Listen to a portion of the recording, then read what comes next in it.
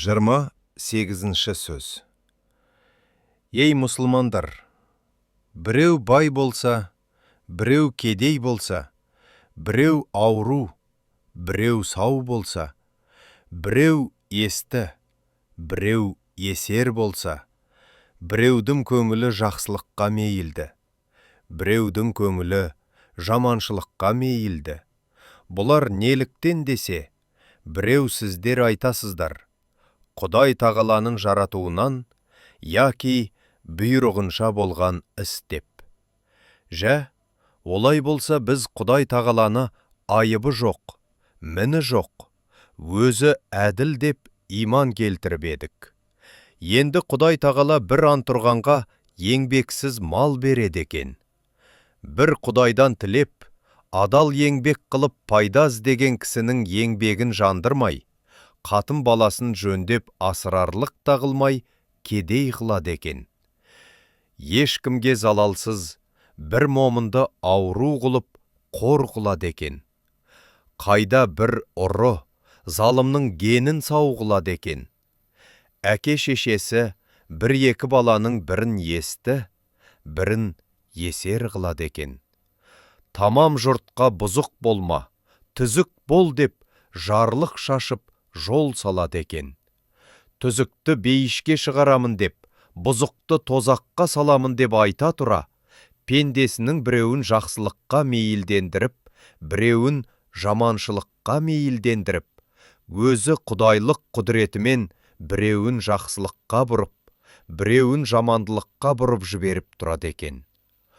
Осының бәрі Құдай тағаланың айыпсыз, нінсіз, ғафур рахимдығына, әділдігіне лайық келе ме? Жұрт та, мүлік те, бәрі Құдайдың өзінікі. Бұл қылғанын не дей аламыз? Өз мүлкін өзі не қылса қыла береді. Оны айыпты болады дей алмаймыз десең, ол сөзің Құдай тағаланың айыбы, міні жоқ емес, толып жатыр.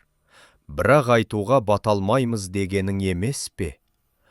Олай болғанда пенде өз тырысқандығыменен не табады? Бәрін қылушыға қылдырушы өзі екен. Пенде-пендеге өкпелей тұғын еш нәрсе жоқ. Кім жақсылық, кім жамандық қылса дағы, Құдайдан келген жарлықты қылып жүр екен дейміз бе? Құдай тағала әрбір ақылы бар кісіге иман парыз. Әрбір иманы бар кісіге ғибадат парыз деген екен. Және де әрбір рас іс ақылдан қорықпаса керек. Жә, біз енді ақылды еркіне жібермесек, Құдай тағаланың ақылы бар кісіге иман парыз дегені қайда қалады? Мені таныған ақылменен таныр дегені қайда қалады? Дініміздің бір жасырын тұрған жалғаны жоқ болса, ақылды, оны ойлама дегенімізге пенде болама. Ақыл тоқтамаған соң, діннің өзі неден болады? Әуелі иманды түзетпей жатып қылған ғибадат не болады? Жоқ, сен жақсылық жамандықты жаратқан Құдай, бірақ қылдырған Құдай емес. Ауруды жаратқан Құдай, ауыртқан Құдай емес. Байлықты, кедейлікті жаратқан Құдай, бай қылған, кедей қылған Құдай емес деп наны бұқсаң болар.